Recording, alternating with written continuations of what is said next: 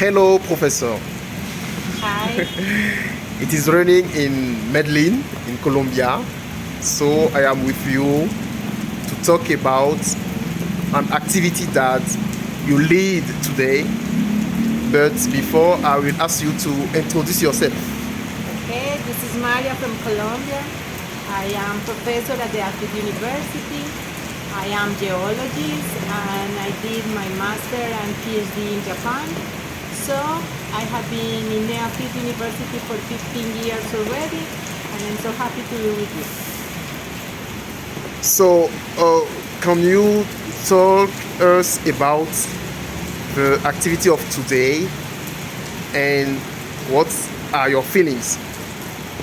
Okay, I prepared this activity that is related with a geo road or scientific tour to let you guys to know how is the geology and tectonic setting around the Abura Valley, the formation, how is the evolution, and how the way the people is staying along the valley is inducing sometimes a danger or kind of risk related with landslides or overflow of some drainage system and so on.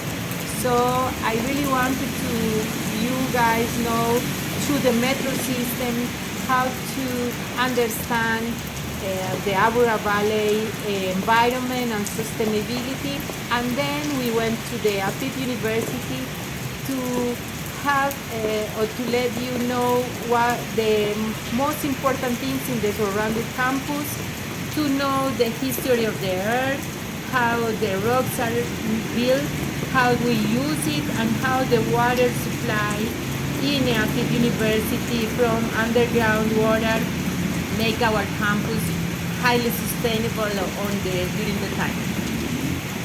So, how do you find your students of today?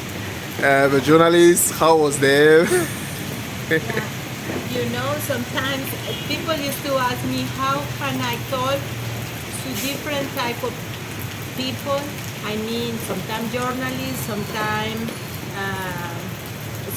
students, sometimes kids.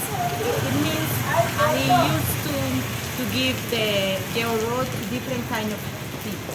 So in this time that I was sharing with journalists and really focus on scientific communication, I tried to do an effort to explain you better how to understand the geological background of the Abura Valley, but also how the geological issues became an important point forward to understand how is the territorial management in Medellin, how we are building the houses in some places, how they became highly susceptible for landscapes.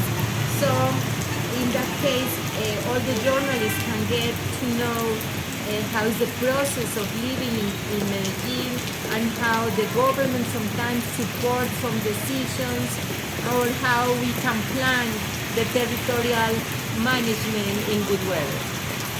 Okay, so in Africa, we have not many professors, many scientists who, like you, make talk about science with simple language.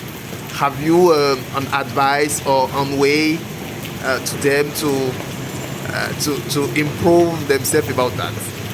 Yeah, I think when you get passionate for something, if you can transmit to people that is around you the love you have for something you are doing, the people can feel it. And today somebody told us that the idea is to get the science into the heart. So if you have the science close to you, you will feel that science is the motor, is the center of development in our countries. Okay, the last question. In our country, in Africa, we are very few female scientists in our university in research. Have you something to say to girls who are listening to you and who hesitate to engage in science.